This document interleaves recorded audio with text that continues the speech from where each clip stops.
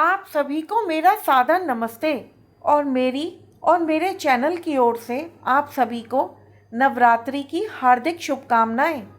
नवरात्रि के पहले दिन माँ दुर्गा के स्वरूप माता शैलपुत्री की पूजा अर्चना की जाती है।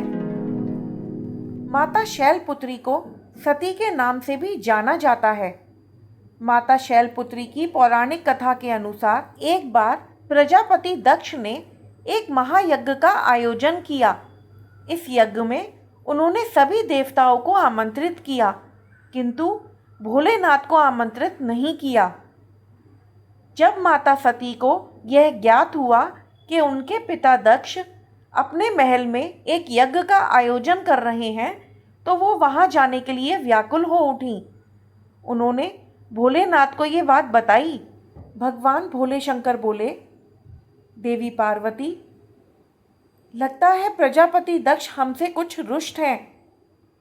इसी कारण से उन्होंने हमें आमंत्रित नहीं किया है और बिना आमंत्रण के जाना उचित नहीं होगा। उन्होंने सभी देवताओं को आमंत्रित किया है, किंतु हमें कोई सूचना नहीं भेजी, इसलिए बिना आमंत्रण के वहां पर जाना उचित नहीं होगा। भोलेनाथ की यह बात सुनकर भी माता सती का मन शांत नहीं हुआ। उनके मन में अपने पिता के यहाँ जाकर यज्ञ में सम्मिलित होने की और अपनी माता और बहनों से मिलने की इच्छा प्रबल होती जा रही थी। उनके आग्रह करने पर भोलेनाथ ने माता सती को वहाँ जाने की आज्ञा दे दी।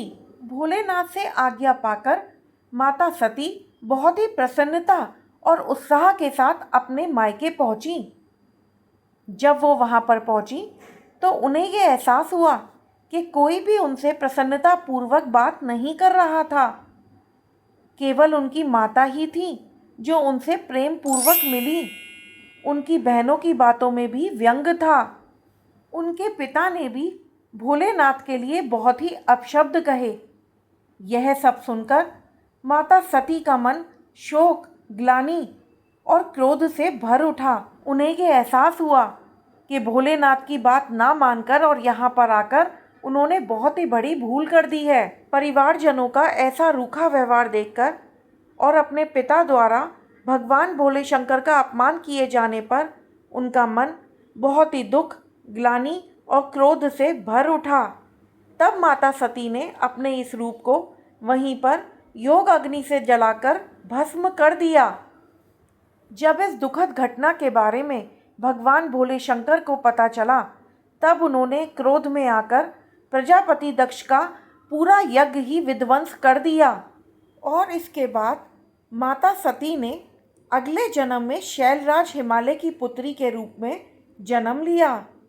माता शैलपुत्री की जय हो।